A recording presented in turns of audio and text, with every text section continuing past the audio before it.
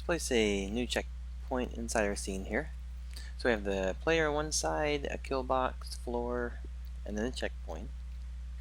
For the checkpoint, we're just going to take a look at the effects side for it. So again, very similar to like a lot of the other titles, if there are no animations available for it, you may think, like for instance like this one, you may think there's an animation on the back end. What we're doing is just putting a image up, which is just going to be the default of the object.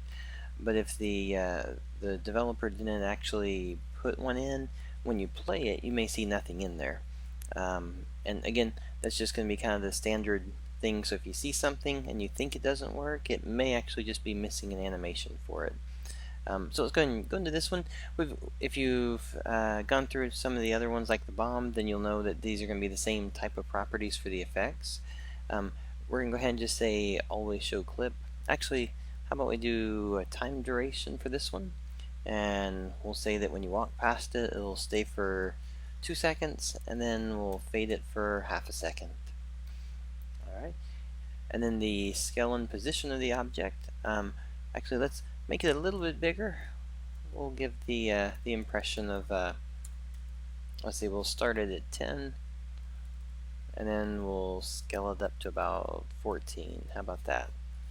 And then on position, let's just move it up a little bit here and over a little. Alright, so when the player walks by, we can have the effect, and this one is actually, the effect is actually the same image that's been applied inside of the properties before we exported. And then we'll go to the color, and how about we make the color green, so when you walk by, it goes to a green color, and then it'll fade back out. Alright.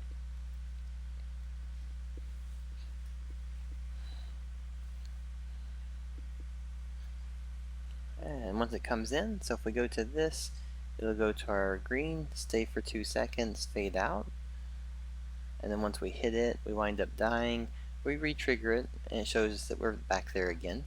And if you want, you can actually have it where it triggers once, and then once you've done it, it's going to stop.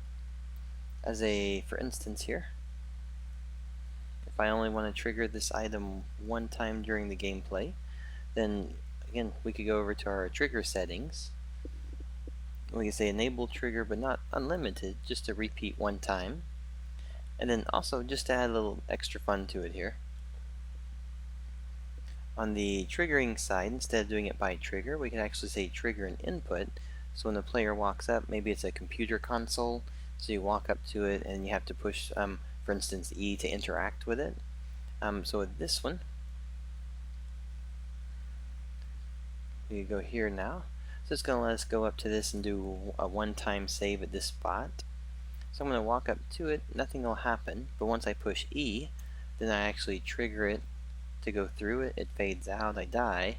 When I go back to it, nothing's going to happen, including when I push E, because I've already used up the one save for it. So it's going to be saved until I actually go to another spot to save from there.